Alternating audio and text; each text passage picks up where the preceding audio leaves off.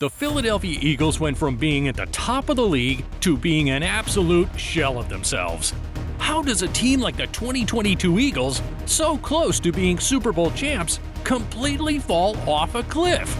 You've never seen a team soaring so high crash as fast as them. Did Nick Sirianni get too much credit for that 2022 season? How did the locker room get so lost? Seriously, what the hell happened to the 2023 Eagles? This is The Gridiron. Before we dive into the collapse of Philly, we need to remind you just how fantastic they were in 2022. The Eagles won the NFC East with a 14-3 record.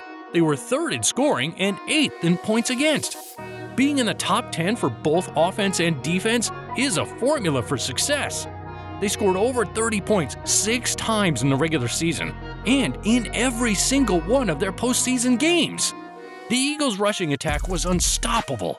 Miles Sanders rushed for over 1,200 yards and found the end zone 11 times. Backups Boston Scott and Kenneth Gainwell scored 7 touchdowns combined. Quarterback Jalen Hurts was pretty much another rusher, with 760 yards on the ground and 13 rushing touchdowns of his own. Nowadays, many people think Hurts' runs are only of the tush-push variety, but he averaged 4.6 yards per carry in 2022. Philly also added the big-bodied A.J. Brown to complement the Slim Reaper Devontae Smith, and that receiving duo was outstanding, both going over 1,000 yards receiving easily. And their defense was shutting teams down. 9 times they held their opponent under 20 points in the regular season, including twice in single digits. In fact, both games in the playoffs leading up to the Super Bowl, they held their opponents to 7 points.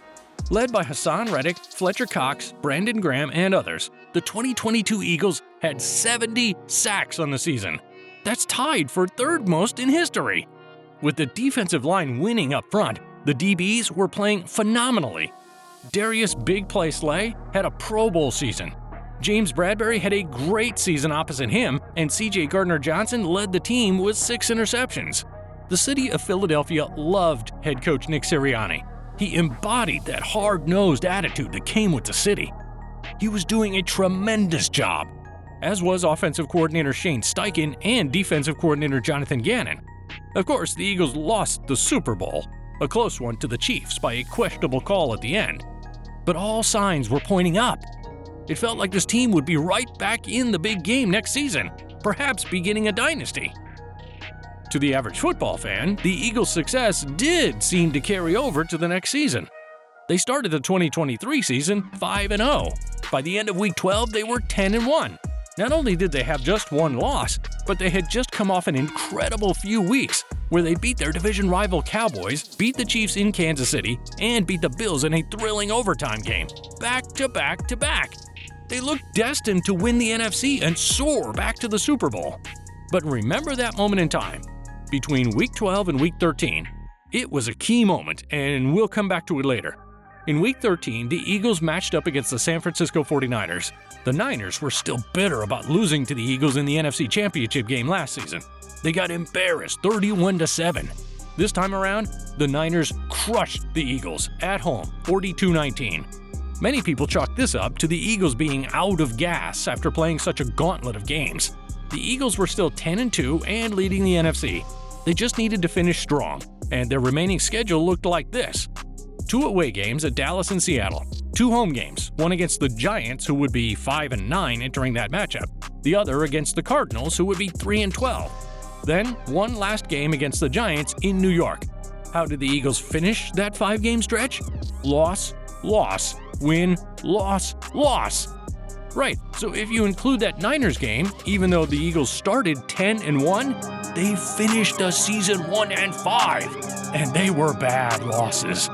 Dallas trampled them 33-13. They let the Cardinals score 35 on them, and they finished the season losing to the Giants 27-10. The one win was a bad one, too. It was the previous game against the struggling Giants and their backup Tyrod Taylor. It was a nail-biter, 33-25. They even needed help from the refs to ignore some blatant holding calls to be able to win that one. They limped into the playoffs, and the Buccaneers quickly put them out of their misery. the Eagles finished the season by losing to Tampa in the first round of the playoffs 32-9. They only rushed 15 times that game for a total of 42 yards. In 2022, the Eagles were flying high, but their wings got clipped. So how were they so good at the beginning of the 2023 season? How did this team just completely fall apart after Week 12? The answer is, they were already broken. We were just fooled by their fraudulent 10-1 record. Before the season even began, Philly had changes to their rosters and coaching staff. That's the case with every team, but in Philly's case, they were significant.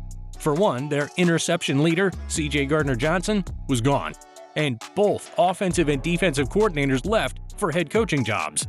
Steichen went to the Colts and Gannon to the Cardinals. Both were excellent coordinators, but many still believed the Eagles could be fine with their replacements. They still had their core players and their head coach, Nick Sirianni. But looking at the Eagles' record for the first half of the 2023 season, you have to dive deep. Their first game of the season was against the Patriots, who wound up going 4-13. The Eagles only beat them 25-20, while the league's second worst scoring offense scored 3 touchdowns, and the Eagles' offense scored 1. A Darius Slay pick-6 made us forget about a mediocre defensive game. Week 2, the Eagles played Minnesota, who turned the ball over 4 times.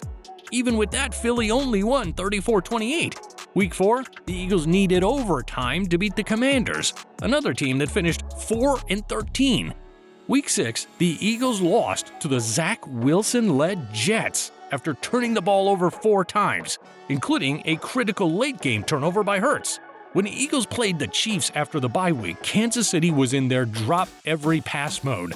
Had Marquez Valdez-Scantling been able to catch a perfectly placed deep ball from Mahomes, that game would have been a different story. And this gets us back to the Week 12, Week 13 junction.